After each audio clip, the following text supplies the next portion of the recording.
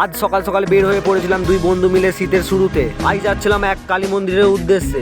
আর চলো তোমাদের কাছে শুরু থেকে বলি। আর আমরা বের হয়ে যাচ্ছিলাম তারকেশ্বর থেকে রাজবলহাট। শীতের শুরুতে বেশ ভালো লাগছিল যেতে, চারদিকে কুয়াশায় ভরা। যেতে যেতে আর একটা কথা মনে পড়ে গেল, তোমাদের কাছে যেটা বলাই হয়নি। তোমরা হয়তো অনেকই কালী ঠাকুর দেখেছো, যেসব কালী ঠাকুর শ্যামা রূপে থাকে। আজ তোমাদের কাছে যে কালী ঠাকুরটা দেখাবো, এই কালী ঠাকুরটা একদমই আলাদা। আর এই কালী মায়ের রং হচ্ছে সাদা। তারপর বকতে বকতে চলে এসেছি মন্দিরের সামনে। তারপর এখানে এসে গাড়িটা এক সাইডে দাঁড় করিয়ে চলে গেলাম মন্দিরের ভেতরে। মন্দিরের ভেতরে এসে দেখি মায়ের কাছে ভক্তদের কত ভিড়। আর জানো তো, প্রায় এখানে মায়াপুরের মতো ভোগ খাওয়ানো হয়। আর হ্যাঁ, একটা কথা বলতেই ভুলে গেছিলাম, এই মায়ের কাছে পাঁঠা নয়, মোষ বলি হয়। এটা সত্যি কি মিথ্যা ঠিক আমিও জানি না, যতটুকু শুনেছিলাম তোমাদের মাঝে শেয়ার করলাম। যেটা হয়তো তোমরা দেখেই নিয়েছো, মায়ের রং সাদা। তাই আর ভিডিওটা বেশি বড় না করে তোমাদের ঘরে মন্দিরের চার সাইডটা ঘুরিয়ে দেখিয়ে দিই।